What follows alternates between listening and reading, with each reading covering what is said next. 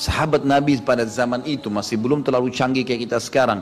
Alat-alat musik, dan ada alat musik waktu itu. Sudah ada. Terkenal di Persia, di Romawi. Tapi mereka sama sekali sudah tahu dan mereka mengatakan ini adalah musik.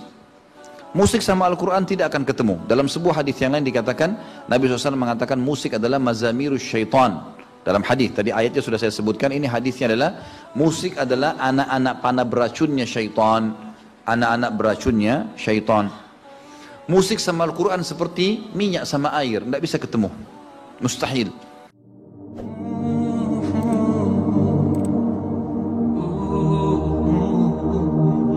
Ustaz mau tanya hukumnya mendengarkan musik, memainkan alat musik. Ya. Hukumnya musik bagi anak-anak karena di sekolah ada pelajaran tertentu yang diiringi musik. Contohnya senam, jazakallah khair. Ya, saya berharap begini ya, kedepannya pun kalau misalnya Bapak Ibu lagi bertanya dengan saya, tolong diikutin sampai selesai tuntas penjelasan, kemudian direnungin. Saya nggak minta spontanitas langsung diambil, gitu kan?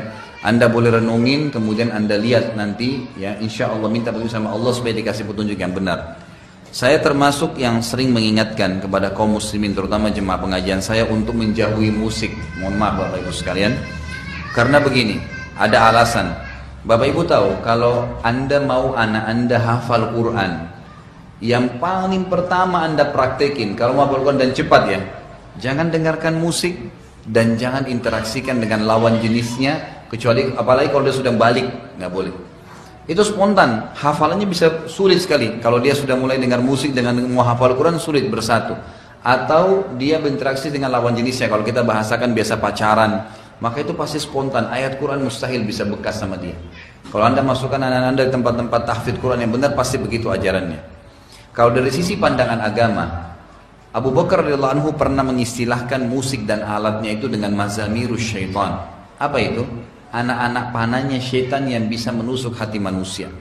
Abdullah bin Mas'ud radhiyallahu anhu sahabat Nabi berkata, pada saat menjelaskan ayat Al-Quran yang berbunyi, A'udzubillahi minasyaitonirrajim, wa minan nasi may yashri lahwal hadits yudilla an sabilillah.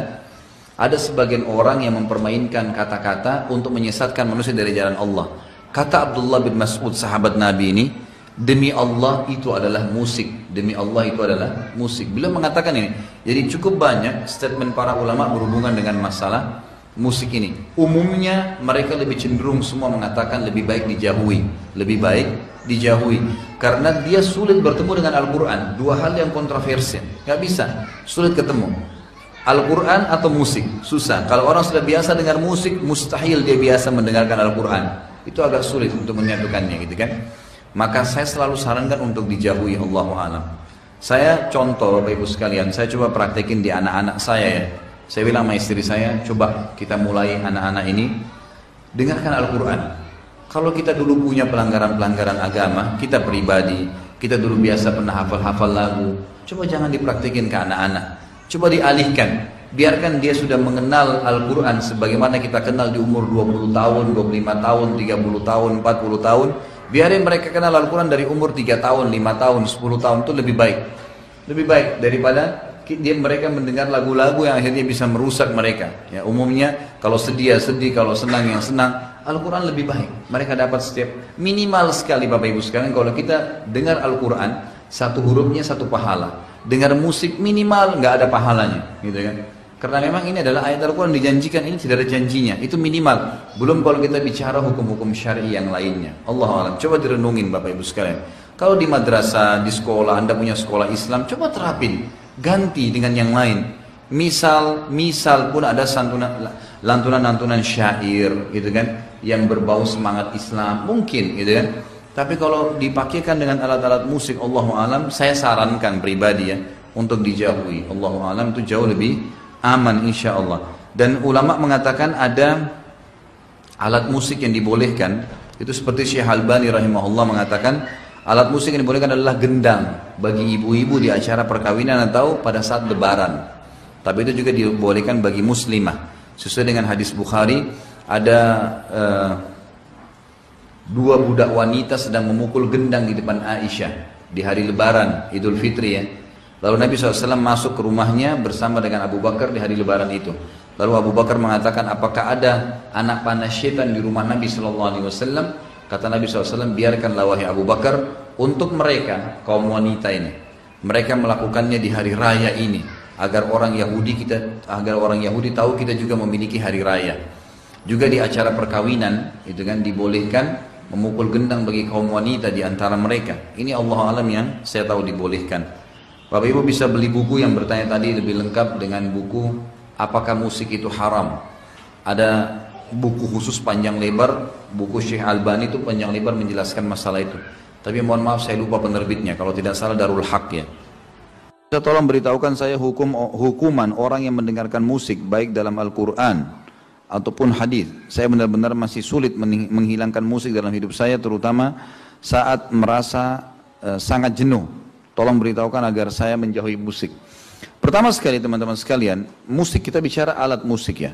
Musik itu disumpahi dan bersumpah padanya pada sebuah ayat Abdullah bin Mas'ud radhiyallahu anhu.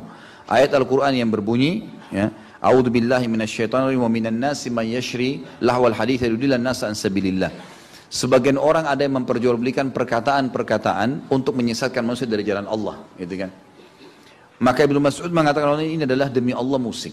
Sahabat Nabi pada zaman itu masih belum terlalu canggih kayak kita sekarang. Alat-alat musik, dan ada alat musik waktu itu. Sudah ada. Terkenal di Persia, di Romawi. Tapi mereka sama sekali sudah tahu dan mereka mengatakan ini adalah musik. Musik sama Al-Quran tidak akan ketemu. Dalam sebuah hadis yang lain dikatakan, Nabi SAW mengatakan musik adalah mazamirus syaitan. Dalam hadis, tadi ayatnya sudah saya sebutkan, ini hadisnya adalah musik adalah anak-anak panah beracunnya syaitan. Anak-anak beracunnya syaitan. Musik sama Al-Quran seperti minyak sama air, tidak bisa ketemu, mustahil. Antum kalau masih dengar musik, maka secara otomatis susah untuk bisa menerima Al-Quran. Jangan gunakan bahasa sulit, nggak ada kata sulit. Di sini misalnya, sulit saya meninggalkan, kayak tadi misalnya, nggak bisa. Kenapa nggak bisa? Bisa. Sekarang detik ini azamkan dalam hati, berdoa sama Allah, saya mau tinggalkan. Lagi jenuh gimana? Dengar Al-Quran. Kalau masih jenuh itu berarti syaitan, baca isti'adzah. Terutama kalau kita bisa mendengarkan Al-Quran dengan terjemahannya, gitu kan? Tidak ada teman-teman sekalian. Majelis ilmu begini nggak ada orang jenuh. Ya, orang hadir kalau memang penyampainya benar, kita juga ikhlas, yang menyampaikan ikhlas, yang hadir ikhlas, maka kita akan mendapatkan manfaatnya, gitu kan? Kita akan merasa ada perubahan-perubahan yang akan kita dapatkan, gitu kan? Jadi memang bisa, bukan tidak bisa. Ya, jadi harus bisa ditinggalkan. Coba pelan-pelan terapi diri, kalau saran saya, terapi diri dengan cara memahami ini adalah perbuatan haram, maka saya tinggalkan. Syaitan yang mendatangkan kejenuhan teman-teman, putus asa, dendam syaitan. Sekali lagi mendatangkan kejenuhan, putus asa, sumpah, sedih, syaitan semua. Enggak ada dalam Islam itu. Enggak ada dalam Islam. Karena sesuatu terjadi dalam Islam kita sudah mengatakan Allah sudah takdirin, sudah saya terima. Sudah selesai. Kita disuruh selalu optimis, tadi saya bilang, ke depan. Kita nggak disuruh lagi korek-korek yang masa lalu sudah berlalu, sudah selesai urusannya, gitu kan? Jadi kita harus yakin bisa. Coba sekarang dengarkan Al-Quran, dari Al-Quran ke Al-Quran, godaan syaitan ada terus, biasakan diri. Dan banyak sekali jemaah saya yang saya alhamdulillah nasihatin seperti ini, dan alhamdulillah kuasa Allah, bukan dari saya. Alhamdulillah saya mendapatkan mereka mendengarkan musik, dan pada saat mereka sudah tinggalkan, saya tanya.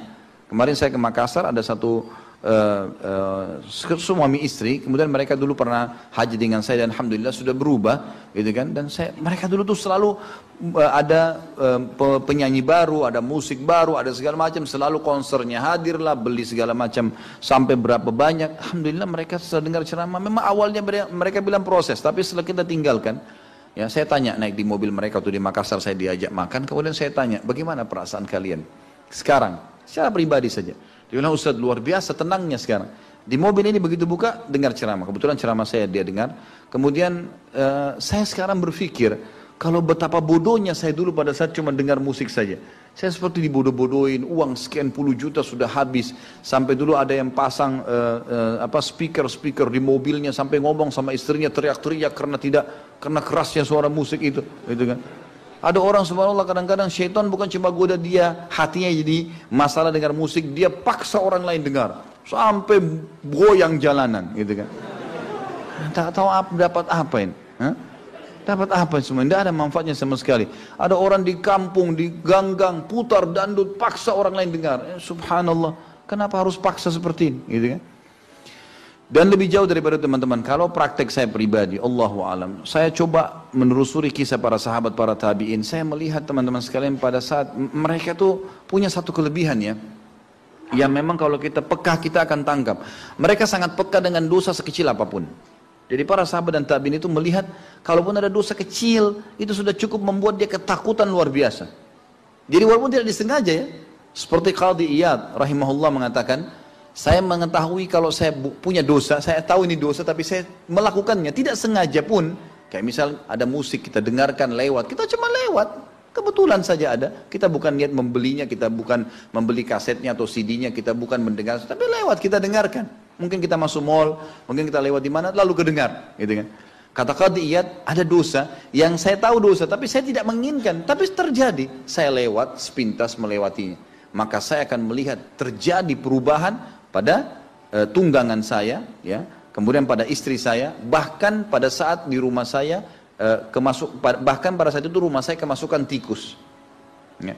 Jadi saya melihat itu sampai pada saat itu pun terjadi. Allah datangkan cobaan hanya karena masalah dosa yang tidak disengaja loh. Bagaimana dengan orang yang sengaja? Makin peka kita teman-teman, maka makin banyak sekali manfaatnya. Coba dipraktekin. Insya Allah ini adalah resep yang sangat bagus.